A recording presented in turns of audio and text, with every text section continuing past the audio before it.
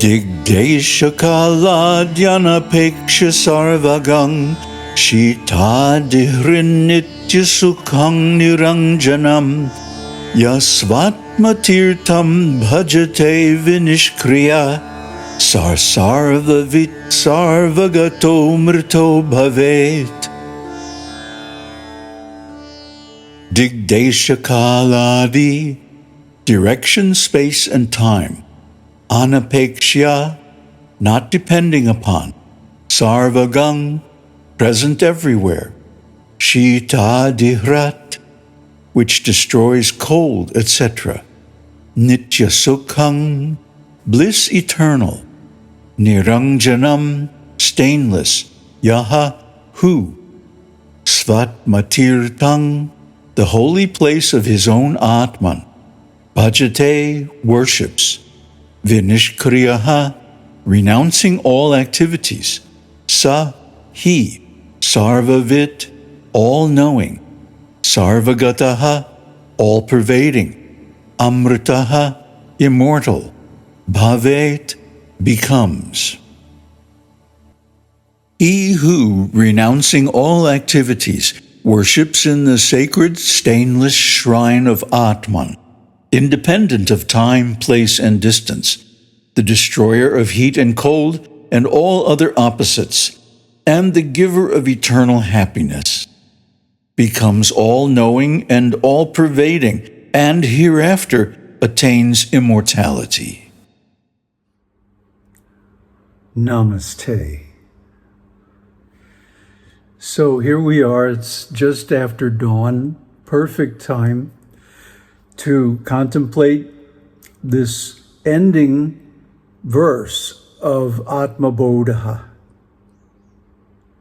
That you please worship in the stainless shrine of Brahman.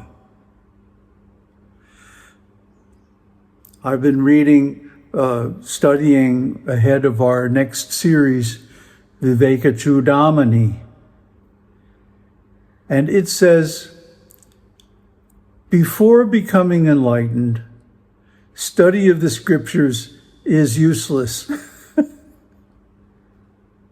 And after becoming enlightened, study of the scriptures is also useless. So then what is this all about? The experience of Brahman, the realization of Brahman, recognizing Brahman in our everyday life, and seeing that the self, the nature of who I am, is nothing but Brahman. He says that one should renounce all activities. Why? Because Brahman has no activities. Brahman is changeless. That means it's not a doer. It's not a subject, nor an object. Brahman is beyond all that. Brahman is simply being, not doing. And it's independent of time, place, and distance. It is not that one has to go to a special holy place to realize Brahman. It can help, but it's not a necessity. Just like the knowledge of the scriptures is not a necessity. I know a couple of people who have realized Brahman without extensive study of the scriptures. It comes spontaneously by the grace of God. It's not something we do, not something we can do, because it's transcendental. Like Brahman itself, the attainment of Brahman is not an action. So then, why do we recommend studying the scriptures and performing austerities and purifying the mind and so on by mantras and pujas and so on? Why do we think it's important to meditate and all of this?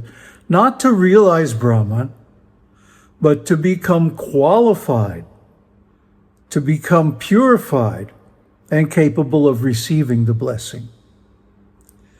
Otherwise, there's no point. I mean, you could be given the blessing, and actually we are all being given the blessing all the time, but the reason we don't receive it is that we haven't qualified ourselves. We haven't purified ourselves. So just like somebody asked Ramana Maharshi, what do we have to do to receive grace? Because he was always saying enlightenment comes by grace. And he said, grace is always there. It's not like it's given out at a certain time and place. But we have to qualify ourselves to receive it. That's the reason for all the sadhana and austerity and puja and mantras and all of that. We are already Brahman. We are already the self. Nothing has to change. Nothing has to be added to us, or acquired, or developed, or transmogrified. But simply, we have to be purified so that we can recognize it. That's the purpose of all this sadhana. So, Brahman is the destroyer of happiness and distress, heat and cold, good and bad, right and wrong, inside and outside. All dualities, all dichotomies are null in Brahman, because in Brahman there is no duality. Try to understand. It is the giver, however, it is the giver of eternal bliss. And liberation, mukti. That we no longer have to struggle to enjoy some object to gain happiness. That's not really happiness anyway, because it also creates suffering. Just the fact of having a desire is suffering. What to speak of going through all the trouble to attain it or obtain it. I mean, and then it has an end. And on top of that, it's never perfect. So, why should we struggle for happiness when eternal bliss is right there in our own self? See, it's only due to ignorance. It's only due to a lack of knowledge. So, yes, the study of the scriptures is necessary in the beginning, but once you get the idea, and once you do the austerities and so on and become pure, there's no more need for the study of scriptures. If you study some other scriptures other than the Advaita Shastra for religious merit or material benefits or mystic powers, knowledge of different kinds and so on, this is useless. Why? Because that is all temporary. Because it has a beginning, it also has an end. For example, if I don't have mystic powers now, and I do rituals and mantras and whatever to attain them, that means they have a beginning. So they'll also have an end. Those mystic powers will be used up at some point. And probably just when I'm depending on them the most, because that's the way these things work. No, don't waste your time. Don't try to get anything material by any means. Renounce it all. Drop it. Because it's just suffering. Useless endeavor. Fruitless struggles. So, take the bliss of Brahman, and that is any worldly happiness multiplied a billion times. Why? Because it's never ending. We don't plan in, what we're going to be doing 100 years or 1,000 years from now. What about 1,000,000 years from now? What are we going to be doing to gain happiness? Same old thing? Then we will not have advanced at all. We will not have used the time wisely. We should go for the happiness, the bliss, actually, of Brahman, which is eternal. Once attained, it is never lost.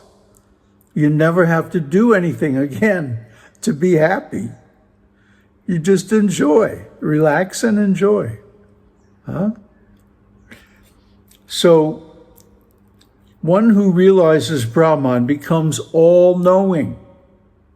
Why? Brahman is everything. If you know Brahman, you know all. And all-pervading.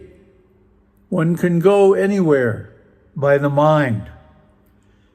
And after the demise of the present body, one becomes immortal.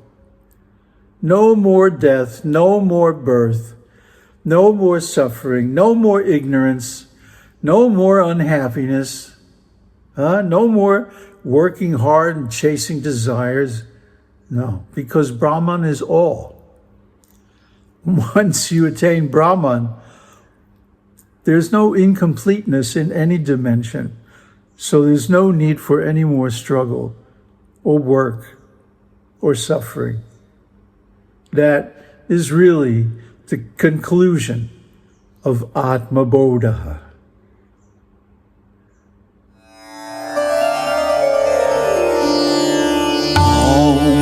Tat Sat Om Shakti Om